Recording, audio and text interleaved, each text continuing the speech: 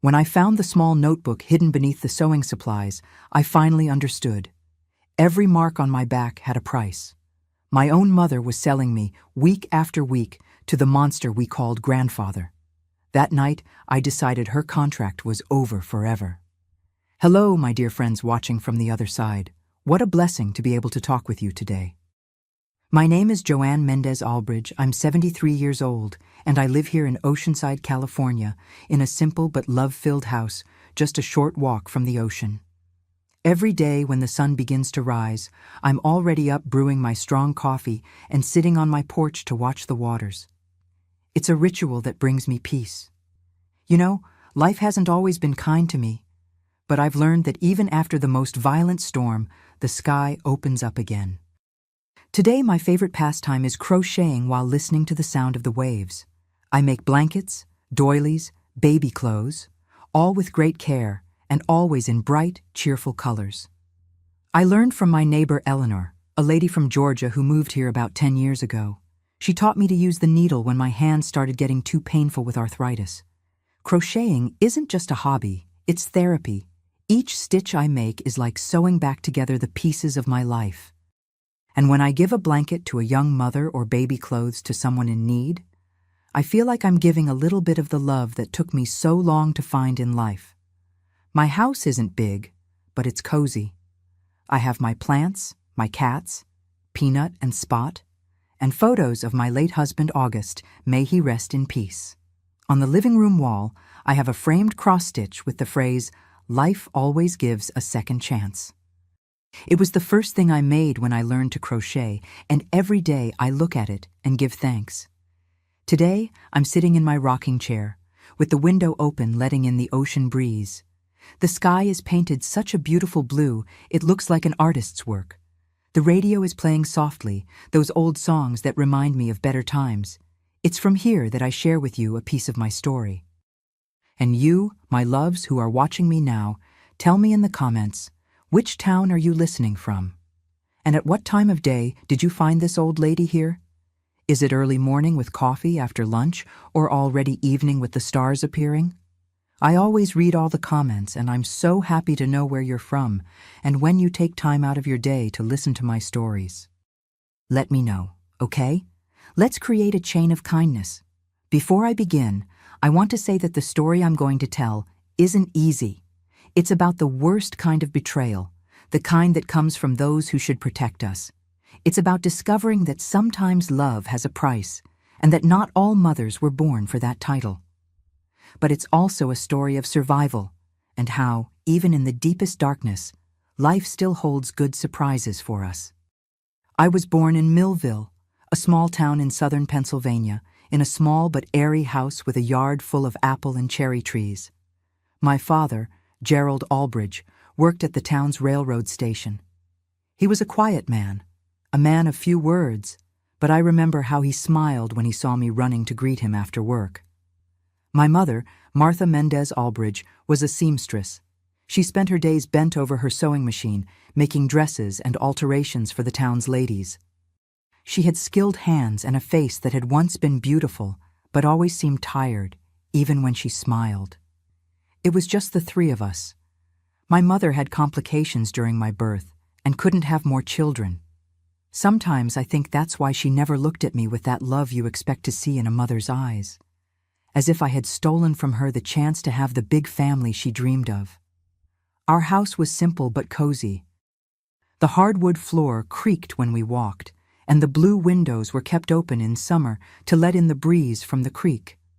In the living room, we had a big, old-fashioned radio where my father listened to baseball on Sundays. In the kitchen, a wood stove that made everything smell of good smoke and home cooking. I slept in a small room with a window that faced the apple tree, and I often fell asleep with the scent of blossoms keeping me company. My childhood routine was like that of any other girl from a small town in the 1950s. I woke up early, helped my mother sweep the yard and feed the chickens, then went to the public school where I studied until I was 14. On the way, I passed by Mr. Oliver's general store, who always gave me candy or a piece of taffy. On the way back, I played with the other neighborhood children, Teresa, Sebastian, Dorothy, and Edward. We ran around, played hopscotch, jumped rope, and only went home when the sun began to set and mothers called from windows. When it rained, I stayed home helping my mother with sewing. She's the one who taught me my first stitches, how to thread a needle, how to hem. "Every woman needs to know how to sew," she would say. "It's a way to defend yourself in life." My father didn't talk much, but he was affectionate in his own way. On Sundays, he would take me for ice cream in the town square after church, and he would listen to my school stories as if they were the most important thing in the world. Once a year, usually in July, we would travel by train to Lancaster to visit an aunt. Those were the best days of the year. But I remember there was something strange in the air of our house. Even as a child, I could feel it. It was as if there was a secret hovering, something no one could mention. Sometimes I caught my parents talking quietly in the kitchen, and they would stop as soon as I entered. My mother had days when she barely looked at me, as if she was angry at my existence. And my father, so gentle with me, treated my mother with a coldness that frightened me. Things really started to change when I was about 12. My father began coming home later and later from work. The smell of alcohol on his breath got stronger and more frequent. The arguments with my mother became louder, more bitter. She accused him of throwing money away, of not caring about the family's future. He replied that he worked like a condemned man and deserved a little relief. It was around this time that I started hearing the name of my maternal grandfather, Horace Mendez. I had never met him.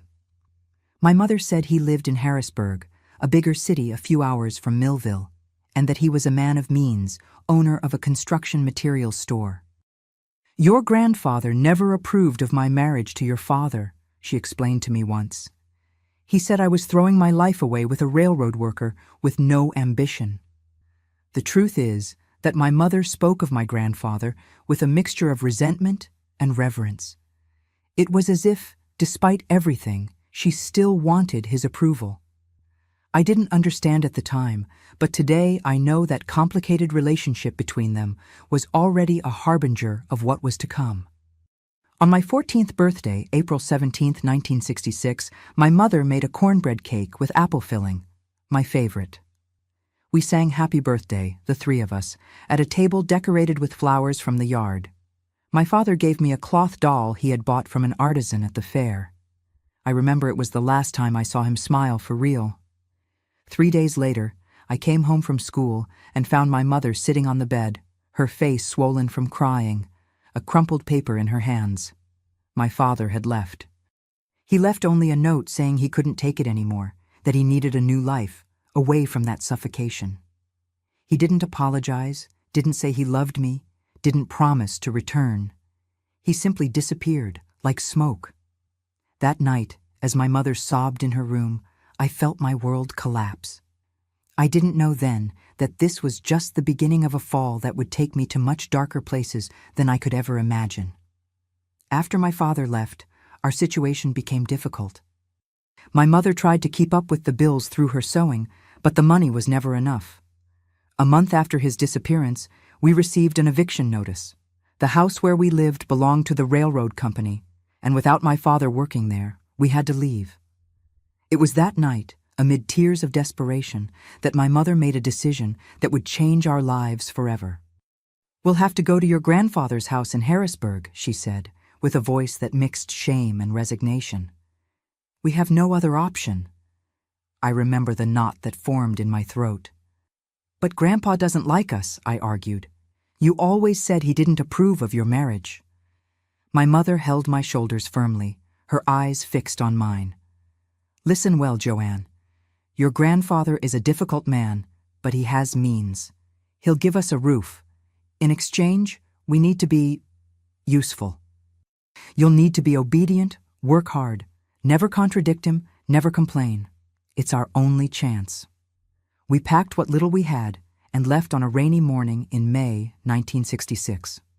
The bus trip to Harrisburg took almost 4 hours on muddy dirt roads. I arrived nauseated and scared to a city that seemed big and noisy after the tranquility of Millville. My grandfather's house was in a remote neighborhood, an imposing 2-story building with a well-tended garden in front.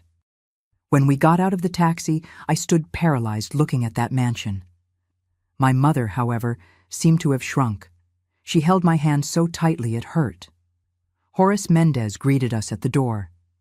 He was a tall man with broad shoulders, gray hair combed back, a well-trimmed mustache, impeccably dressed even at home. He must have been about 60, but he stood straight and strong. His eyes, the same shade of green as my mother's, were as cold as well water. "So you finally returned," he said to my mother, without a hug, without a smile. Then his gaze fell on me, examining me from head to toe like someone appraising merchandise. "And this is the girl." It wasn't a question, but my mother answered anyway. "Yes, father. This is Joanne." "She's too skinny," was his comment, before turning and entering the house, expecting us to follow. We were installed on the second floor. My mother got a small room next to the stairs, and I was placed in a room at the end of the hallway, far from all the others. "It's better this way," my mother explained later.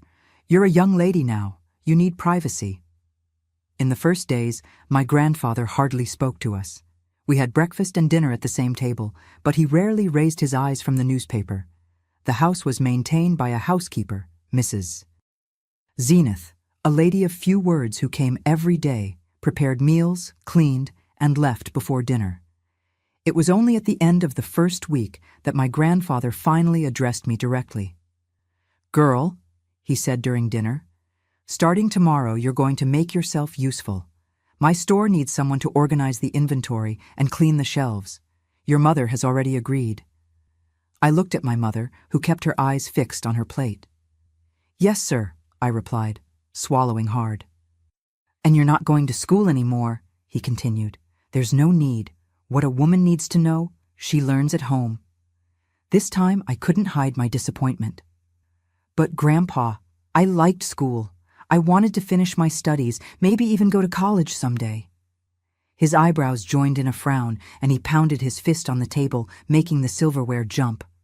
"Don't call me Grandpa. I'm Mr. Horace to you, and in my house, my decisions are not questioned." My mother finally looked up, but not to defend me. "Apologize to your grandfather, Joanne. Now." I murmured an apology, feeling tears burning behind my eyes. It was at that moment I realized we were completely at the mercy of this man. The next morning, I started working at the construction materials store. It was a few blocks from the house, in a large warehouse full of cement bags, bricks, tools, and various materials. My job was to sweep the floor, organize shelves, check merchandise, and occasionally attend to a customer when the salespeople were busy. The first weeks were difficult, but bearable. My grandfather rarely appeared in the store. He took care of more administrative matters in an office in the back. The employees were kind to me, especially Mr. Duval, the manager, an elderly gentleman with white hair who always offered me a piece of taffy at the end of the day. At home, things were different. My mother had assumed the role of housekeeper, supervising Mrs. Zenith's work and taking care of my grandfather's clothes. She seemed to have aged 10 years in a few weeks, and we hardly spoke anymore. When I tried to approach her, she always found a way to move away, as if she feared something. The first changes in my grandfather's behavior began about a month after our arrival. He started observing me during meals with a look that made me feel dirty. He would make comments about my body, saying I was becoming quite a young lady, or that you could already tell I would be a beautiful woman. One night, I returned from the store and found him in the hallway, blocking the passage to my room. "Come here," he ordered, holding my arm. "I want to see if you're washing yourself properly." I tried to break free, but his fingers tightened. "Mr. Horace, please, I'm tired." "In my house, you do as I say," he growled, his hot breath in my face smelling of whiskey. "Your mother knows that. She understands the rules." At that moment, I heard my mother's voice coming from the stairs. "Father, is everything all right?" He released me immediately, as if he'd received a shock. "Just explaining some rules to the girl," he replied, moving away. "She still has a lot to learn." Later, I knocked on my mother's bedroom door, trembling with fear. I told her what had happened, the insinuations, the way he looked at me. She listened in silence, her face an expressionless mask. When I finished, hoping for consolation, protection, anything a mother should offer, she only said, "Be thankful we have a roof, Joanne. Endure in silence. It's better not to contradict your grandfather." "But Mom, the way he looks at me, I'm afraid of what he might do." She looked away, her nervous hands smoothing a dress she was ironing. "Your grandfather is a respected man in the city. He took us in when no one else would. If we want to stay, we have to follow his rules." "What rules are those?" I asked, with a chill in my stomach. "The ones he determines," she replied, still not looking me in the eye. "Now, go to sleep. Tomorrow you have to wake up early to go to the store." I returned to my room that night feeling completely alone. I locked the door and pushed the dresser against it, but still couldn't sleep. Every creak of the house made me tremble, imagining footsteps in the hallway, the doorknob turning. The next morning, I found a key in my dresser. It wasn't the key to my room. I already had that one. It was a different key, older. When I asked my mother about it, she pretended not to know anything. It was Mr. Duval at the store who explained. "That's the key to the basement of Mr. Horace's house," he said with a worried look. "He ordered you to clean there this afternoon instead of staying at the store." I felt my stomach sink. "The basement? I didn't even know there was a basement." "There is," he replied, lowering his voice. "It's where the boss keeps old things. But be careful, girl. That place is not good for a young lady like you." When I returned home that afternoon, my grandfather was waiting for me in the living room. "The key," he demanded, extending his hand. I gave it to him, trembling. "Follow me," he ordered, heading to a discreet door under the stairs, one I had barely noticed before. The key turned in the lock with a click that sounded like a sentence. The basement was a dark and stuffy place, illuminated only by a weak light bulb hanging from the ceiling. There were dusty shelves on the walls, boxes stacked in the corners, and in the center, strangely, a solitary wooden chair. "Your first job here," said my grandfather, closing the door behind us, "will be to learn discipline." It was that afternoon, in the silence of that basement, that the true hell began. He didn't touch me in the way I most feared. Not that day. Instead, he used words, humiliations, and then the belt. He called it a discipline session. He said it was for my own good, to teach me to be a proper young lady. When he finally let me go upstairs, hours later, I found my mother in the hallway. She saw the marks on my legs, my face red from so much crying, and simply looked away. "Go take a bath," she said, as if I had just returned from a normal day of work. "Dinner will be served in an hour." That night I understood that I had no one to protect me. My mother, the person who should defend her daughter tooth and nail, had delivered me to a monster in exchange for a roof over our heads. I was the bargaining chip in a terrible bargain, and I was alone to survive the deal she had made. The discipline sessions became regular, once a week, always on Thursdays, when Mrs. Zenith had already gone. Over time, the verbal humiliations and physical punishments began to give way to other types of violations, always accompanied by the same speech. "This is for your own good. Your mother knows and agrees. In my house, these are the rules." And my mother, even seeing the signs, the empty eyes with which I returned from that basement, the bruises I tried to hide, never interfered. "Be thankful we have a roof," she repeated, like an empty mantra. "Endure in silence." The years dragged on in that house like a chronic disease. What began as weekly sessions in the basement soon spread to other moments, other places. My grandfather would find pretexts to call me to the office in the store when there was no one around. He would appear in my room in the middle of the night, despite the chairs and dressers I pushed against the door. He would create new and absurd rules just to have reasons to discipline me. I had just turned 16 when I tried to escape for the first time. I gathered some clothes in a bundle, took the little money I had managed to hide from my salary at the store, Yes, he paid me. He said it was for me to learn the value of work, but the amount was so small it barely bought a sweet roll once in a while. I waited for a night when he had gone out for a meeting at the business association and simply walked out the front door.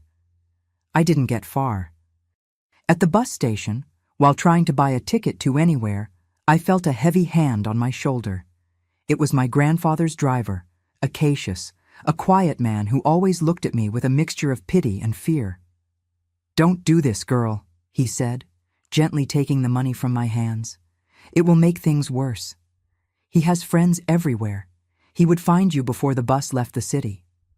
I returned home crying silently. My mother was waiting in the living room, her eyes red, her hands wringing a handkerchief. "Why, Mom?" I asked when we were alone. "Why do you allow him to do this to me? Why don't we run away together?" She shrank as if I had hit her. "You don't understand, Joanne. We have nowhere to go. The world out there is harder than you imagine." "Worse than here? Worse than what he does to me in that basement?" Her answer chilled me to the bone. "At least here we have food on the table and a roof over our heads. Out there—" She let the phrase die, but her look said it all. Out there was uncertainty, poverty, hunger. When my grandfather returned that night, I was called to his office. I expected the worst, the belt, the humiliations, maybe even worse. Instead, he was calm, almost gentle. "I understand that you are dissatisfied with our arrangement," he said, pouring himself some whiskey. "So let's renegotiate." I remained silent, confused. "From now on, you'll have more freedom. You can go out on Sundays to attend church. You'll receive a better salary at the store. You might even be able to take a technical course if your behavior improves." My heart raced with sudden hope. "Really, sir?" His smile was as cold as a knife blade. "Of course, but in exchange, our sessions will continue. And you will never try to escape again, or the consequences will be severe."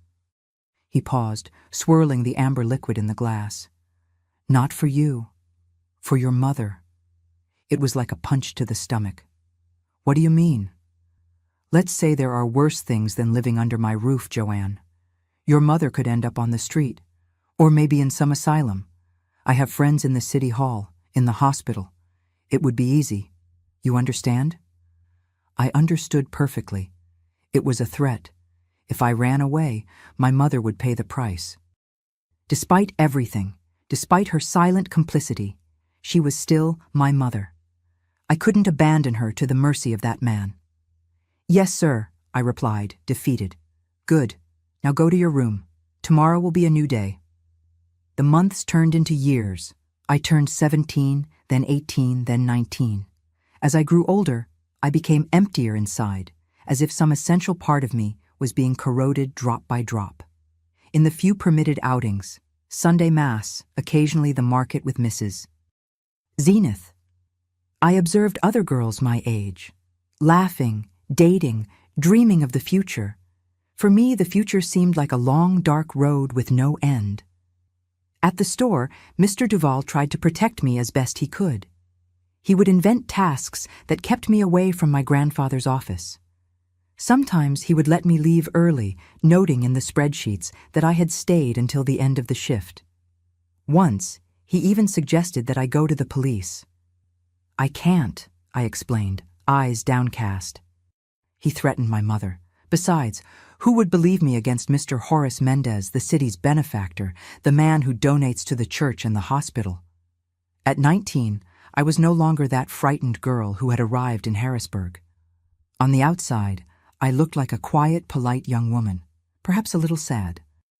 Inside, I was a volcano of contained anger, of unanswered questions, of hatred that grew every day. Not just for my grandfather, but also for my mother, who continued to live as if nothing wrong was happening under that roof. Our relationship had deteriorated to such a point that we hardly spoke. We passed each other in the hallways like ghosts, avoiding eye contact. She continued to sew dresses for the ladies of Harrisburg society, to supervise the house, to live her life protected by my grandfather's position. One strange thing I noticed over time: despite all the tension between us, my mother always seemed to have money for small luxuries: a French perfume, a new pair of shoes, discreet but expensive jewelry. As the house seamstress, she didn't receive a salary. At least that's what I thought. Where did that money come from? I also noticed that on Friday mornings, after the Thursday night sessions, she always appeared at breakfast with some new item: a brooch, a silk scarf, a thin bracelet. Coincidence? The basement had become my personal hell, but in a way, also my only refuge. In the hours I spent there, subjected to my grandfather's wishes, I disconnected. I floated out of my body, imagining myself far away, free. I built a mental wall between what was happening to my body and who I really was. It was the only way to survive without going crazy. Over time, my grandfather became more confident, more careless. Sometimes he would forget to lock the basement after the sessions. It was on one of those occasions, on a Friday morning, that I went back there. I don't know exactly what I was looking for, perhaps just to understand the place that had become the center of my torment. In the basement, besides the chair in the center and the shelves with old boxes, there was a small cabinet built into the wall that always remained locked. That morning, I noticed that the key was in the lock. Perhaps my grandfather had drunk too much the night before and forgotten to remove it. My hand trembled as I turned the key. Inside the cabinet, there were folders organized by year, accounting notebooks, and a small wooden box. I opened one of the most recent folders. It contained payment records, receipts, numbers that made no sense to me. The wooden box, however, contained something more disturbing: photographs, dozens of them, of young girls like me in situations that made my stomach turn. Some seemed to have been taken in the same basement where I was, others in rooms I didn't recognize. In all of them, my grandfather appeared, always in control, always dominating. I was seized by such strong nausea that I almost fainted. It wasn't just with me. There were others before me. How many? For how long had this been happening? At the bottom of the box, I found a yellowed envelope with my name on it. Inside, a photo of me sleeping, taken when I was still 14, newly arrived at that house. And alongside it, a document that looked like a contract with my mother's signature at the bottom. I didn't have time to read the document. I heard footsteps on the stairs and quickly put everything back as it was, closed the cabinet, and left the basement through the back door that led to the garden. That discovery planted a seed in me, not of hope, but of a cold, calculated determination. There was something happening in that house that went beyond the abuse I suffered, something that involved my mother more directly than I had imagined, and I needed to find out what. I started paying more attention to details. I noticed that every Thursday, before my session with my grandfather, my mother would enter his office and leave minutes later. I noticed that she and my grandfather exchanged glances at meals, as if they shared a secret. Once, I heard a fragment of conversation as I passed by her half-open bedroom door. My grandfather was saying, "The amount has increased as we agreed. She's getting older, less interesting, but she's still worth the price." My mother's response was so low that I couldn't hear. But one phrase escaped, crystal clear. "I just don't want her to know, Father. Never." That night, I couldn't sleep. The pieces of the puzzle were coming together in an image so horrible that my mind resisted accepting it.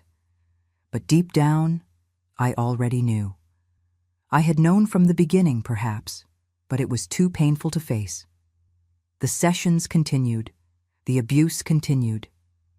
But now I observed everything with different eyes, not just as a victim, but as an investigator collecting evidence. I needed to be sure before acting. I needed concrete proof. And then, on a Sunday in May 1971, almost 5 years after our arrival at that house, fate gave me the opportunity I had been waiting for. My mother had gone to Mass. I had said I was feeling unwell and stayed behind. My grandfather was on a business trip to Philadelphia, where he would spend 2 days. It was my chance. I entered my mother's room not to confront her, not yet, but to search. To search for the truth, however painful it might be. I rummaged through drawers, looked under the mattress, searched the closet. Nothing. I was about to give up when I accidentally knocked over the sewing box that sat on the dresser. Needles, threads, and buttons scattered across the floor. And there, hidden among the spools of thread and reels, was a small black notebook. My hands trembled when I opened it. It wasn't a diary, as I first imagined. It was a ledger, with dates, amounts, and a single notation that repeated week after week, on days that coincided exactly with my sessions in the basement: payment from Dad, money amount. In the most recent pages, the amounts were higher. Next to some entries, there were small notes: increase for behavior, birthday bonus, extra for the whole night. The world stopped spinning. There it was, in black and white, proof of what I already suspected deep in my soul. My mother was not a helpless victim of circumstances. She was not a passive and frightened accomplice. She was a dealer, a businesswoman of horror. My grandfather paid his own daughter, my mother, for the privilege of abusing me. And she, in return, pretended not to see, repeated her empty mantra, "Be thankful we have a roof," and collected small luxuries bought with the price of my dignity, my innocence, my soul. I sat on the floor of the room, the notebook open in my lap, the proofs of my market value scattered around me like a silent accusation. I didn't cry. The tears had dried up long ago. In their place, a glacial clarity was born, a determination that crystallized my heart like a black diamond. At that moment, I understood that there was no salvation for me in that house. There was no possible redemption for what had happened. There was only one inescapable truth. I was property, a commodity, a business agreement between father and daughter. And like all merchandise, I had a price. The Sunday I found the ledger stretched out like a slow-motion nightmare. I carefully put the small notebook back in the sewing box, exactly as it was, and arranged all the scattered spools and needles. Then I went back to my room and waited. I waited with a calm I had never felt before. It was as if something inside me had died, or perhaps been born. Something cold and hard and relentless. When I heard my mother return from Mass, I didn't go to meet her. I stayed in my room, sitting on the edge of the bed, hands folded in my lap, thinking. Not about how to escape, not about how to take revenge, but about how to bring justice. Because now I understood that it wasn't just a matter of escaping that house. It was a matter of reckoning. The next day, Monday, proceeded like any other. I went to the store, organized shelves, served customers, smiled politely when necessary. Mr. Duval commented that I seemed different. "There's something in your eyes today, girl. Something that worries me." "I'm fine," I replied automatically. "I just didn't sleep very well last night." In fact, I hadn't slept at all. I spent the entire night planning, calculating, considering every detail of what I needed to do. The idea had emerged complete in my mind. I would wait for my grandfather to return from Philadelphia on Tuesday, and on Wednesday, when he was rested and ready for business, I would act. The plan was simple. While my grandfather was at the store in the morning, I would pretend to be sick and stay home. I would take the notebook from my mother's sewing box and take it directly to the Harrisburg police station. I would tell everything to the sheriff, show the evidence of the perverse commercial agreement, and then, finally, I would be freed from that hell. It was a good plan, logical, rational. It had just one flaw. It assumed that the justice system of a small city would work against a powerful man like my grandfather. It assumed that someone would believe the word of a 19-year-old girl against that of the respected businessman Horace Mendez. It was Mr. Duval who, unwittingly, made me see the problem. During a break at the store, he commented about a girl who had tried to report the mayor's son for assault.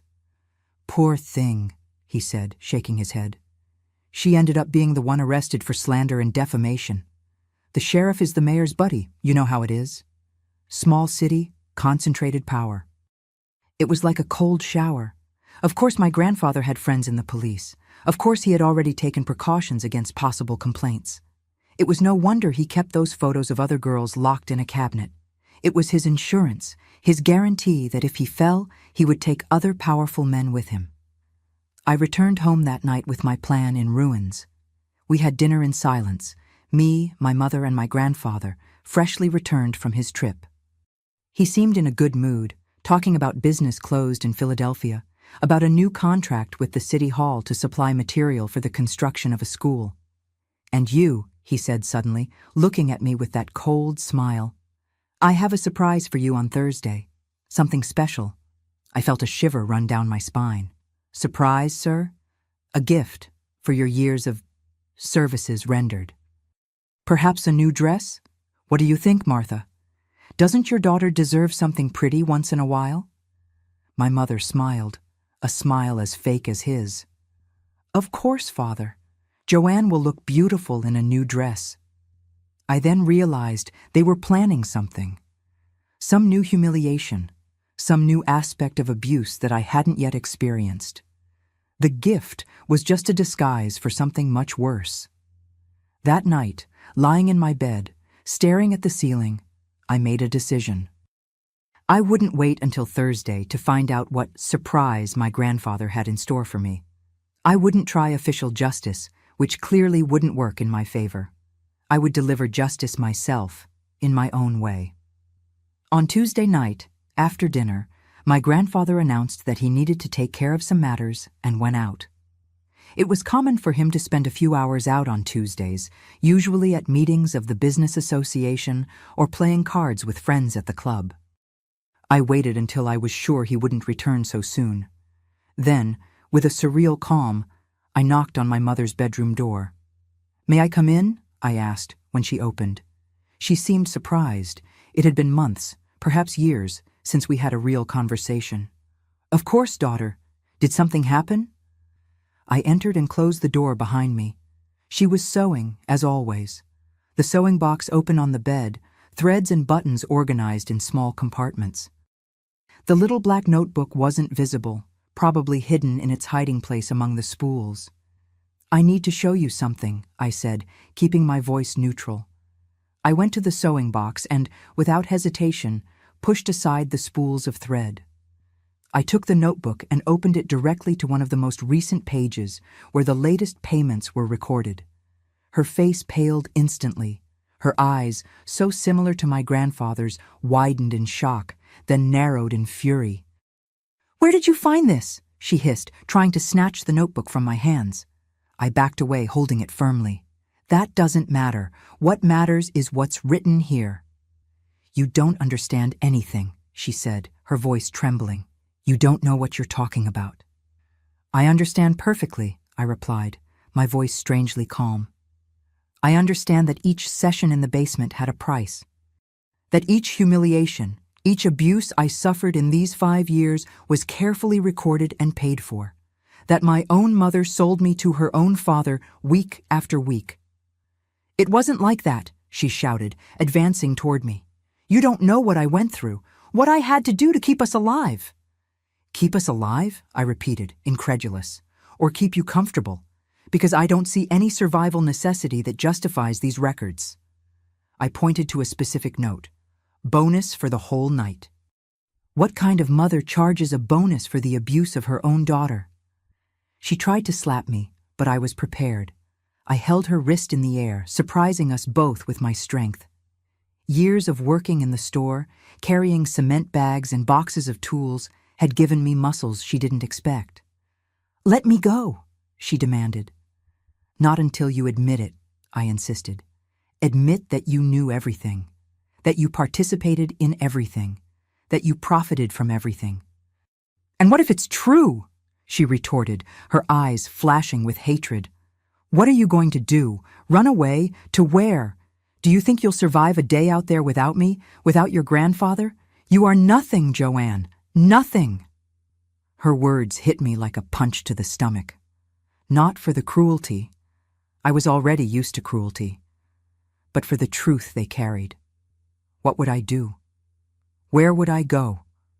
Who would believe me? I released her wrist and backed away. She smiled, thinking she had won. That's right. Now give me back that notebook and go to your room, and don't forget to prepare for Thursday's surprise. Your grandfather is very excited. Something broke inside me at that moment. It wasn't a collapse.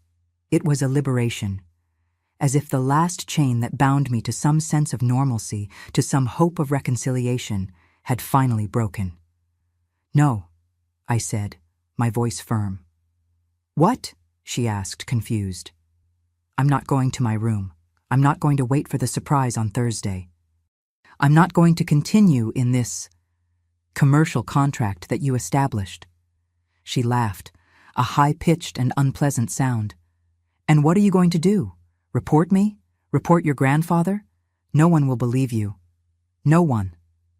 You're right, I admitted, still holding the notebook. No one would believe my word against that of you two. But this notebook, I leafed through the pages full of dates, values, notes. This notebook tells a very different story.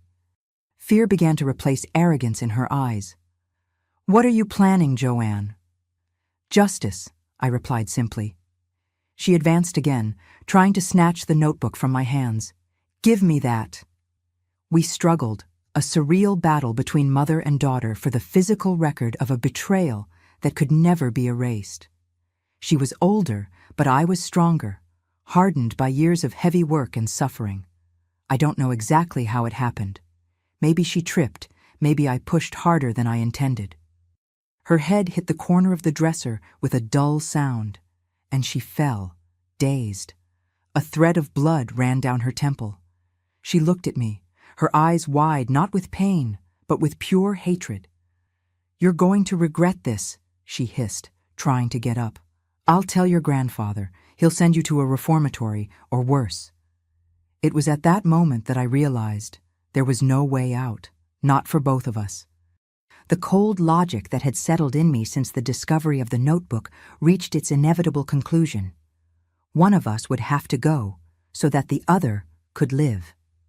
At that moment, I didn't see my mother. I saw the woman who sold me, and I decided that her contract was over. I used the hands she gave me to silence the mouth that lied to me my whole life. I felt nothing as I did it. No anger, no remorse, no hesitation. It was like being outside my body, watching someone else execute the movements. When I finished, the room was silent except for the ticking of the clock on the wall. My mother lay motionless on the floor, her eyes open in eternal surprise. The black ledger fallen by her side, an open page showing the latest transaction. Payment from Dad, $500, preparation for special surprise. I sat on the edge of the bed, my hands stained with the blood of the woman who gave birth to me, and felt nothing. An immense void where there should have been panic, regret, any human emotion. It was as if I had ceased to be human in that basement, years ago, and only now realized it. Time passed, minutes or hours, I can't say. Finally, I got up, went to the bathroom and washed my hands. I returned to the room, took the notebook and put it in my dress pocket. Then, with the same surreal calm, I went downstairs to the phone in the living room. I dialed the police station's 3 numbers, which I had memorized days before. Harrisburg Police Station, answered a sleepy voice. I need to report a crime, I said, my voice firm, at Mr. Horace Mendez's house, 47 Acacia Street. I just killed my mother. The arrival of the police was like a scene from a slow-motion movie. First the sirens in the distance, then the headlights illuminating the windows of the room where I waited, sitting in an armchair, the black notebook secure in my hands. When the police came in, there were 3 men in impeccable uniforms, led by Sheriff Nestor Rodriguez, a gray-haired man I knew by sight, always greeting my grandfather with deference in the streets of Harrisburg. His eyes widened when he saw me. Miss Joanne? Was it you who called? Yes, I replied calmly. My name is Joanne Albridge. I just killed my mother, Martha Mendez Albridge. The silence that followed was as dense as fog. The police exchanged confused glances, clearly not knowing how to react to my calm. After all, it wasn't every day that a 19-year-old confessed to murder with such coldness. "Where is the body?" the sheriff finally asked. "In her room, second floor, first door to the left of the stairs." 2 officers ran up the stairs while the sheriff stayed with me in the living room, his hand instinctively resting on his gun holster as if I posed some danger. "Why did you do this, girl?" he asked, his voice mixing incredulity and contempt. In response, I simply extended the black notebook to him. "This explains everything." He hesitated before taking the ledger. He leafed through some pages, his forehead progressively furrowing as he deciphered the records. "What is this?"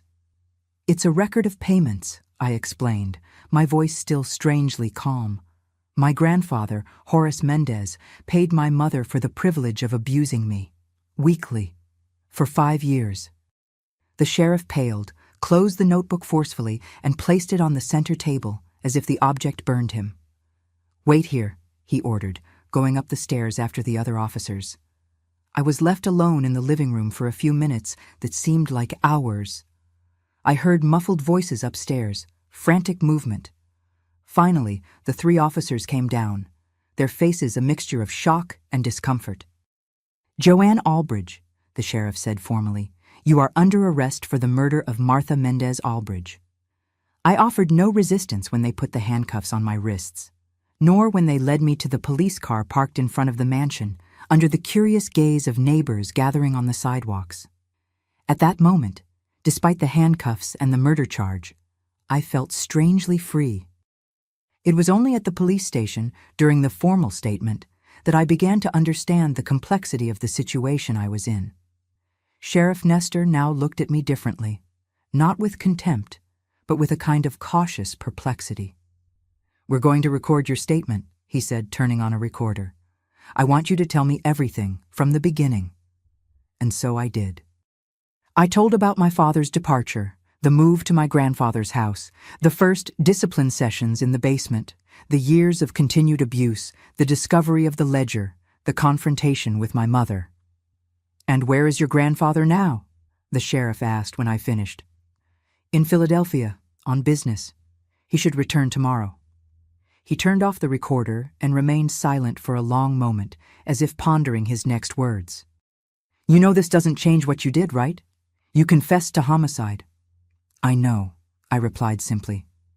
"But," he continued, looking at the notebook now on his desk, "this explains a lot." He got up, walked to the window, and stood looking at the street, his hands crossed behind his back. "I've heard rumors about your grandfather over the years. Nothing concrete, nothing that would justify an investigation.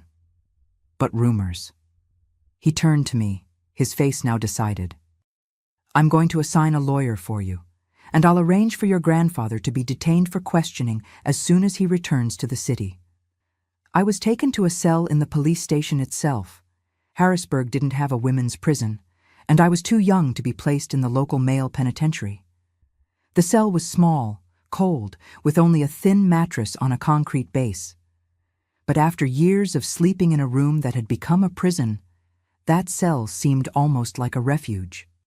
The next morning, I met my lawyer, Dr. Irene Botelho, a middle-aged woman with keen eyes and an expression that revealed nothing. She interviewed me for hours, asking detailed questions about everything that had happened in the last 5 years. "I'm not going to lie to you, Joanne," she finally said, closing her folder. "You committed homicide and confessed. The circumstances are mitigating, but still, you will answer for it." "I know," I replied. "But," she continued, "we're going to use everything in this notebook to build your defense and to ensure that your grandfather also faces justice." The news of my arrest and the murder spread quickly throughout the city. Harrisburg was too small for anything to remain secret for long. By the end of that day, Mr. Duval appeared at the police station, asking to see me. "My girl," he said, when they brought me to the visiting room, his voice choked with emotion. "Why didn't you tell me? I could have helped." "You couldn't have done anything," I replied, feeling for the first time since the murder a lump in my throat. "No one could." He shook his head, his eyes watery. "Maybe you're right. But I want you to know that you're not alone. I'll testify in your favor. I'll tell everything I saw in those years, the bruises, the fear in your eyes, the times he called you to the office and you came back different." His testimony was just the first.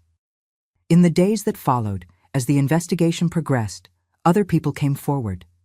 Mrs. Zenith, the housekeeper who had noticed the bruises and heard the screams, a doctor who had once attended to me when a session went too far and I needed stitches. Even some of the girls in the photographs, now adult women with their own horror stories to tell. My grandfather, Horace Mendez, was arrested upon returning to Harrisburg. At first, he denied everything, using his influence and his status in the city to try to suffocate the scandal. But the evidence was plentiful: the ledger, the testimonies, the photographs found in the basement. The trial took place 6 months later, not in Harrisburg, where my grandfather's influence was still strong, but in the capital, Philadelphia. It was an event that attracted the attention of the state media. The Harrisburg Monster, they called my grandfather. As for me, opinions were divided. For some, I was a cold murderess. For others, a victim who had been pushed beyond the limits of the bearable. The verdict came after 3 days of deliberation. My grandfather was sentenced to 30 years in prison for sexual abuse of a minor, rape, false imprisonment, and a list of other crimes that spanned decades. I was found guilty of homicide, but with mitigating circumstances of strong emotion and prolonged psychological trauma. My sentence, 12 years in prison. "It's the best we could hope for," said Dr. Irene after the verdict, squeezing my hand. "With good behavior, you could be out in 5 or 6 years. I was transferred to the Philadelphia Women's Penitentiary.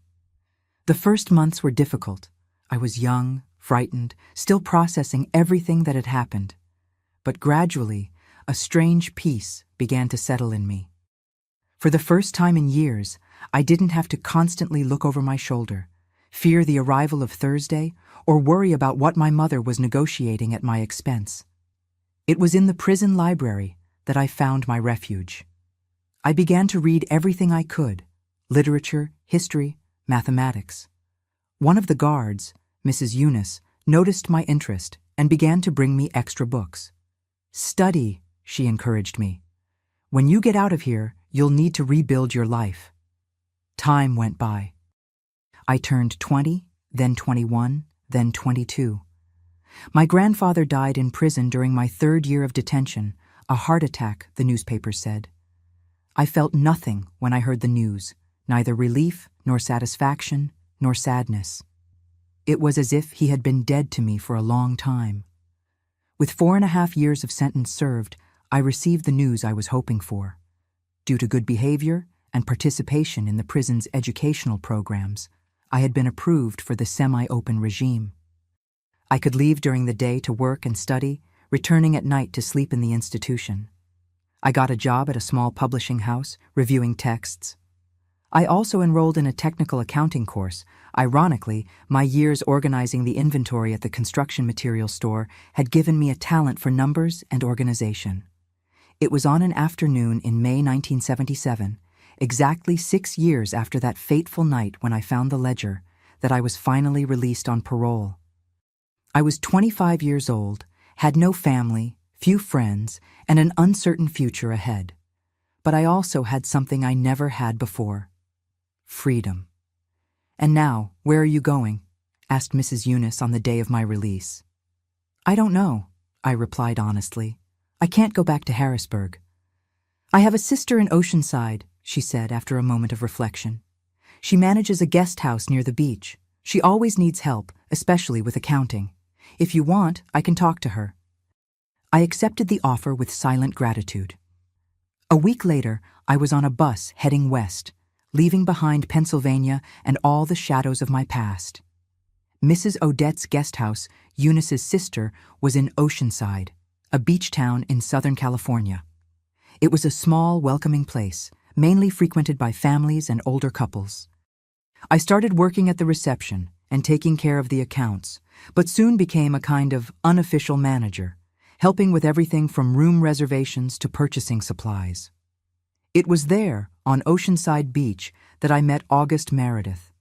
He was a retired geography teacher who came every year to spend his summer vacation at the guest house. A calm, gentle man with eyes that seemed to understand pain without needing it to be explained. Our friendship began with casual conversations during breakfast. He would lend me books, tell me about his travels, ask me questions about the area and the best places to visit, even though he knew it better than I did. Only much later did I understand that he was, delicately, giving me a chance to talk, to open up, without ever pressuring me. It took me almost 2 years to tell him about my past. I chose a day when we were walking on the beach at sunset, the sun setting on the horizon like a promise that even the longest days eventually end. "I understand if this changes how you see me," I said, after finishing my story. He stopped walking, looked at the ocean for a long moment, then turned to me with those gentle eyes.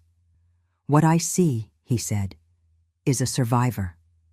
Someone who faced the worst that humanity can offer, and yet maintained her dignity, her ability to feel, to care." We married in the winter of 1980 in a small ceremony in the chapel near the guest house. I was 28. He was 51. The age difference never mattered, perhaps because we both carried old scars, me from my past in Harrisburg, he from the early loss of his first wife to cancer. We moved to Oceanside shortly after, when I bought a small share in Mrs. Odette's guest house, and we decided it was time to have our own home. August returned to teaching at a local school, and I continued working remotely for the guest house, taking care of the accounting and reservations by phone. Our life together was peaceful, simple, deeply valued precisely because of the storms we had weathered before finding each other. We never had children, a decision of mine that August respected without questioning. But we had each other, our home by the sea, our books, our long conversations on summer nights. August passed away in 2015 after a brief battle with pneumonia. He was 86 years old and departed peacefully, holding my hand. "My Joanne," he whispered in his final moments, "you gave me the best years of my life. And now here I am, at 73, sitting on this porch in Oceanside, looking at the sea and telling you a story that few know. A story of darkness, yes, but also of light. The light I found when I least expected it, at a bus station, in the gentle gaze of a stranger who offered coffee and a new beginning. Today, my life in Oceanside has the quiet rhythm that only age and hard-won wisdom can bring. I wake up early, with the first rays of sunlight entering through my bedroom window. It's a habit I acquired in prison and never lost. I learned to value daylight, every minute of it. My little house is only 3 blocks from the beach. It's not big or luxurious, but it's my refuge. It has a front porch where I placed a rocking chair made by a local craftsman.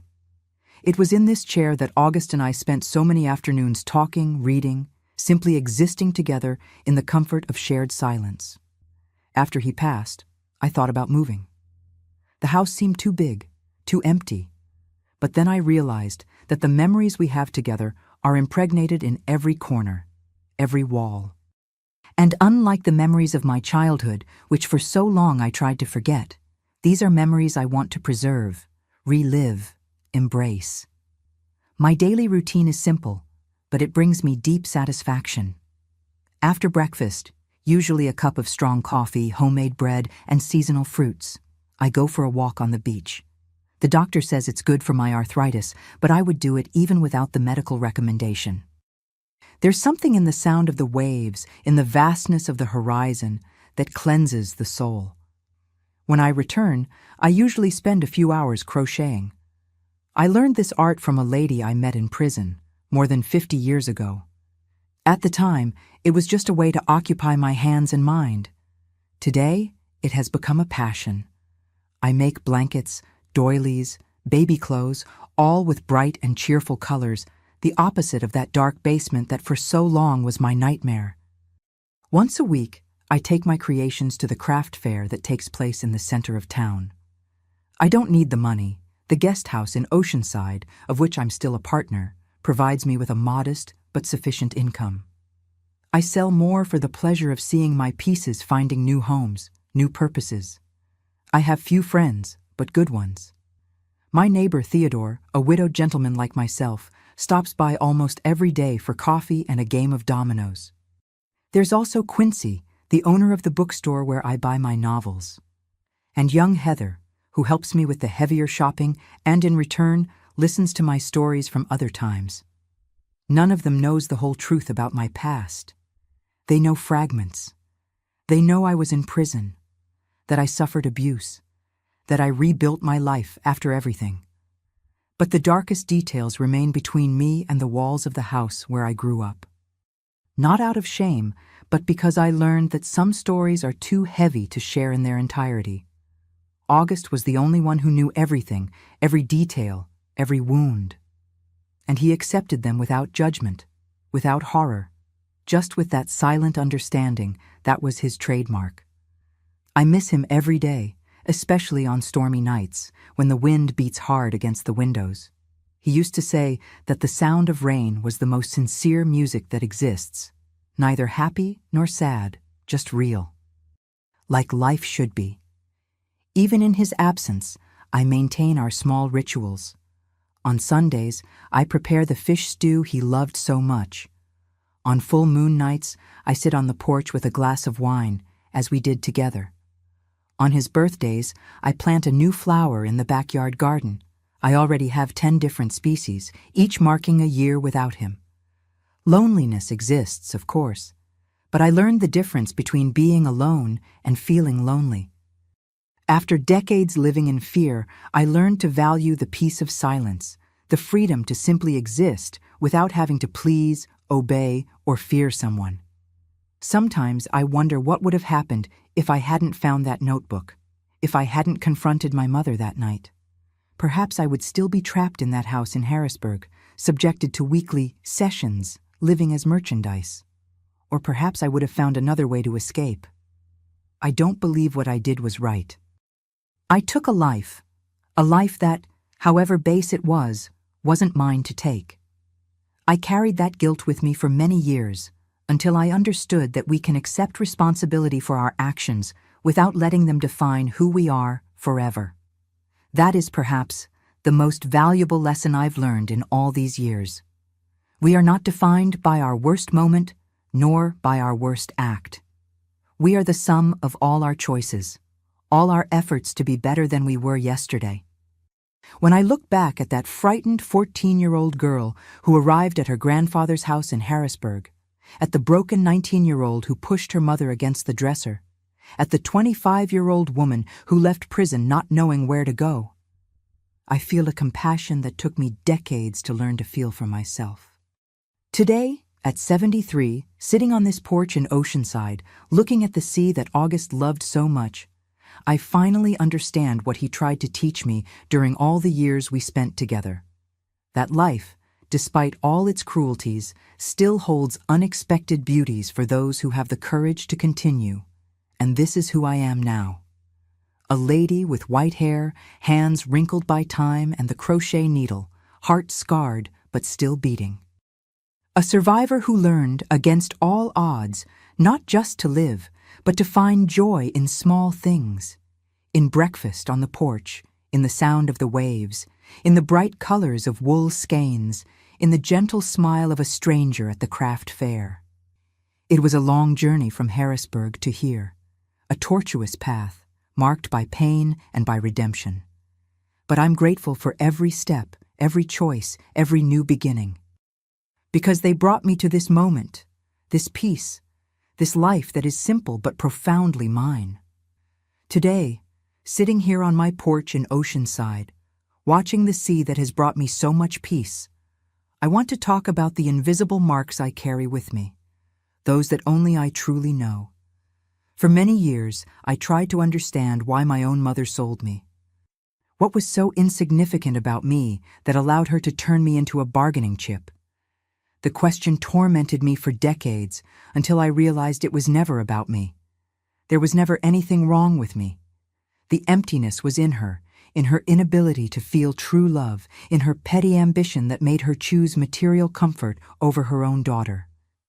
You know what's hardest to admit, even after so many years? It's not the abuse I suffered in the basement of that house. It's the betrayal. When I found that little notebook hidden among the spools of thread, something died inside me. It was as if the last light of hope had gone out. My grandfather's abuse was terrible, but somehow understandable in its perversity.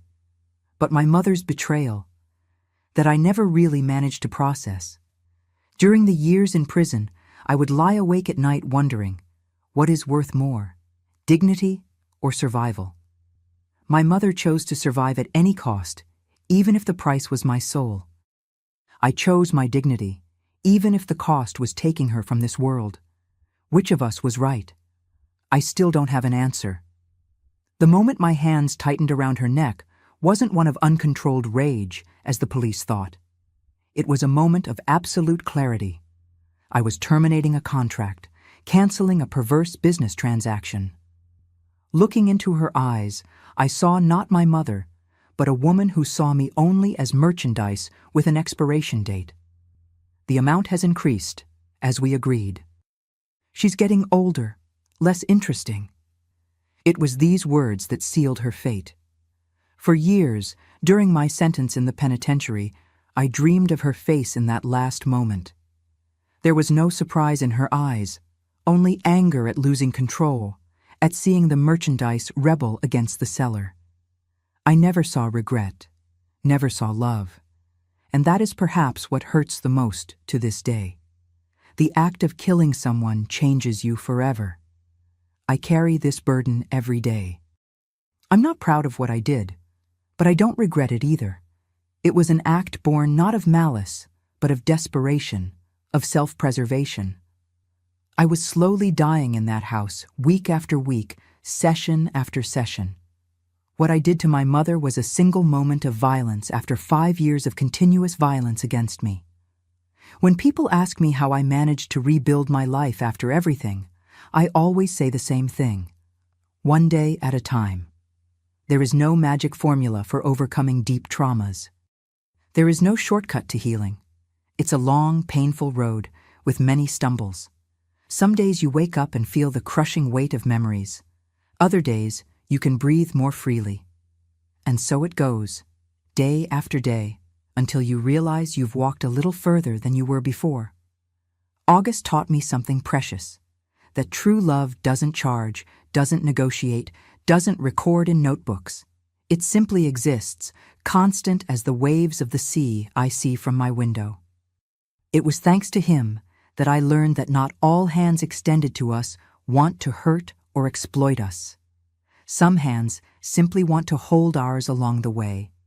You who are listening to me now, perhaps carrying your own burdens, your own invisible scars, know that your story doesn't end in the chapter of pain.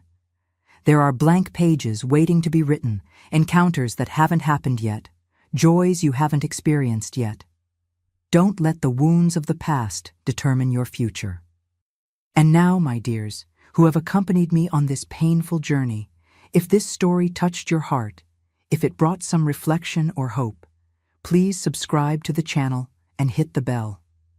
Each subscription is a way of saying that stories like mine matter, that they need to be heard so that other Joannes don't remain alone in their basements of pain. Please leave in the comments the word liberation. Only those who watched until now will understand the true weight of that word for me. It was what I desperately sought for 5 years in Harrisburg, and what I finally found, albeit through paths I never imagined traveling. Do it now. Don't wait another minute. God bless and protect each one of you. And remember, no matter how deep the darkness, there is always a path to the light. I found mine. You will find yours too. If you enjoyed this story from Grandparents' Tales, don't forget to like and subscribe. I'd love to know where you're watching from, so please share that in the comments below.